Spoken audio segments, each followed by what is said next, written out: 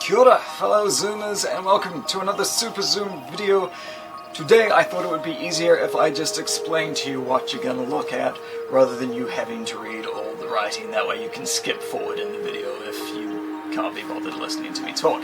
So, real quickly, we're going to do a multi-zoom test, but it's a slightly different multi-zoom test because we're going to use the same starting point, but we're going to look at two different points off in the distance. Now, from memory, they're about 10 kilometers and 20 kilometers, so about 10 k's from the camera and 20 k's from the camera.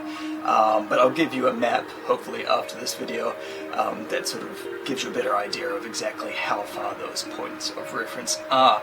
So this is the first time I've been able to get right out into the harbour, and it gives me probably the longest field of view that I've been able to shoot from.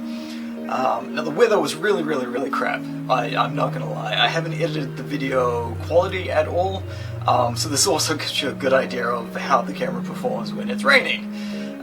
It's not a waterproof camera, let's just be clear on that. I was inside for most of these shots, but yeah, it gives you an idea of how it holds up in, say, fog or cloud or smog if you're in one of the smoggier parts of the world.